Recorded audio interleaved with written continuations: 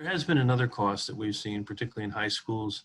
We're seeing, sadly, far greater suicides now than we are deaths from COVID. We're seeing far greater deaths from drug overdose that are above excess that we had as background than we are seeing deaths from COVID. The CDC just released a report. It's in their MMWR. That's kind of like their in-house science journal. We've covered so many stories on there. It's been highly politicized during this COVID pandemic. But these are the results of the lockdowns. We're talking lockdowns here: mental health, suicidality, and connectedness among high school students during the COVID-19 pandemic. This is a survey in the United States from January to June of 2021. What did they find? This is the CDC's journal reporting this. They found this.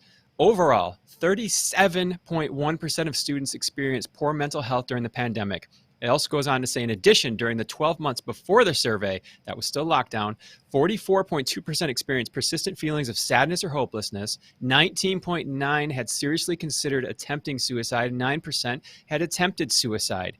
These are horrific numbers, Del, and we bang on this. I know it's not happy news to talk about, but my gosh. So how could we have seen this coming? Well, we have the actual CDC director, Robert Redford, signaling this in July of 2021. But even before that, we have the signatories on October 25th, 2020, of the Great Barrington Declaration.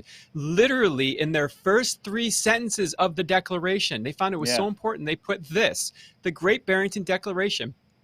As infectious disease epidemiologists and public health scientists, we have grave concern about the damaging physical and mental health impacts of the prevailing COVID-19 policies. They were seeing all the lockdown policies going, and they said the results, to name a few, include deteriorating mental health, leading to greater excess mortality in years to come, with the working class and younger members of society carrying the heaviest burden. Keeping students out of school is a grave injustice, and that's what Redfield was talking about in that clip. He was saying we need to open these schools. We need to find common ground, because this is what's happening now, and this is what the Great Barrington Declaration signatories said what was going to happen. And now, why more and more experts say lockdown didn't prevent people from dying and call it a monumental mistake on a global scale. And remember, this study, this is out of Johns Hopkins, a literature review, a meta-analysis of the effects of lockdowns on COVID-19 mortality. This was just at the beginning of 2022. It was released.